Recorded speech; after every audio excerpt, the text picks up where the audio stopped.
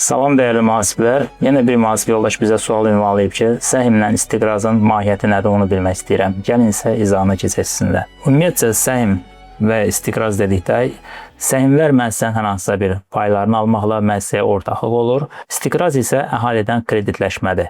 Əhalidən kreditləşmə dedikdə nəyi nəzərdə tutur? Qısa olaraq misal üzərindən getmək istəyirəm. Deyək ki, bir vətəndaşdır, hər hansısa bir vətəndaş.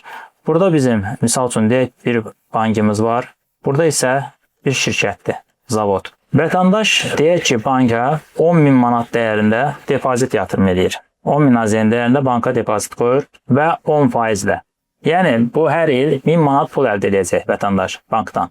Şirkətin isə banka işi düşür. Bank isə şirkətə 10.000 manat pul verir. Bank da şirkətə 10.000 pul verir, sadəcə olaraq 18%-lə. Yəni, şirkət bankdan pul alıbdır, 18%-dən pul ödəyəcək banka. Yəni 1800 manat pul ödəyəcək və bank isə oradan aldığı 1800 manatdan isə 1000 manatın vətəndaşa ötürəcək. Burada bank nə qədər pul qazanır özü, yəni 8% isə bank pul əldə edir ortada. Bir vasitəsidir. İstiqrazın mahiyyəti, əhalidən kreditləşmə dediyimizdə məhz bunu nəzərdə tuturur ki, istiqrazın mahiyyəti bankı aradan götürməkdir.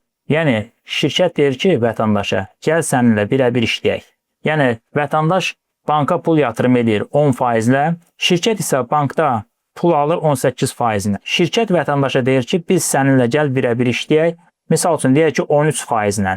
13%-lə edəndə zaten hər iki tərəfə də sərf edir. Həm vətəndaşa sərf edir, həm isə şirkətə sərf edir. Yəni vətəndaş burada 3% artığını alır, şirkət isə yenə də burada 3% az pul ödəmiş olur zaten.